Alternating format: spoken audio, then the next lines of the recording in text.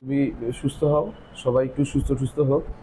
এবং আমরা রিসেন্টলি কোনো একটা প্রোগ্রাম আছে আমরা একটু দেখে আমরা কলেজে একটা প্রোগ্রাম শুরু করব, যেই প্রোগ্রামের মধ্যে আমরা সবাই থাকব, যেই প্রোগ্রামটা আমরা শান্তিপূর্ণভাবে করে আমরা এটা আসলে প্রমাণ দিব যে আমরা যে কোনোভাবে একটা অনাকাঙ্ক্ষিত ঘটনা ঘটলেও আমরা আবার শান্তিপূর্ণভাবে আমরা সব সেটাকে মিটমাট করে, সে ভুল বোঝাবুঝিটাকে মিটমাট করে আবার আমরা শান্তিপূর্ণভাবে অবস্থান করতে পারি।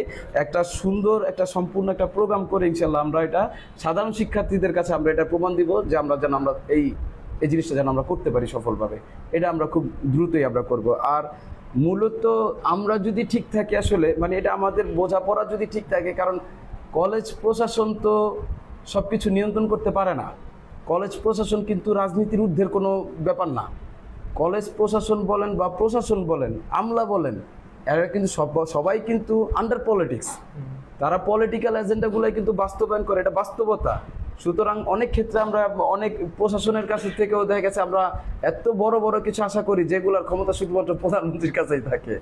তো ওই ক্ষমতা যদি কলেজ প্রশাসনের কাছে যদি থাকে তাহলে কলেজ প্রশাসনের তারা আসলে প্রিন্সিপাল হয়ে বসে থাকতো না, তারা প্রধানমন্ত্রী হইতো। ঠিক আছে, তো আমি মনে করি আমরা যদি নিজেরা বোঝাপড়ার মাধ্যমে যদি যে কোনো একটা সমস্যার সমাধান যদি আমরা করি, সেটা আমাদের কলেজ প্রশাসনের জন্য ভালো। যে বাবা তোমরা নিজেরা মিলে ব্যাপারগুলো ঠিক করে ফেলছো, এই ঝামেলাগুলোর ভিতরে আমরা নাই, এটা তারাও খুশি হবে।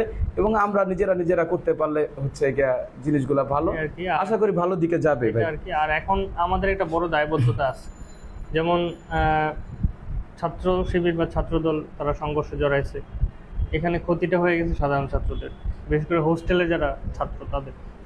মানে আমরা যখন নেগোসিয়েশনের মাধ্যমে একটা সমাধানে আসব বা আমরা আগের অবস্থায় ফিরে আসব, তারা কিন্তু সারা জীবন দুইটা দলকেই তাদের মন থেকে ঘৃণা করবে, যে তাদের সংঘর্ষের কারণে আমাদের ক্ষতি হলো কিন্তু আমাদের কোনো সমাধান তারা করে নাই।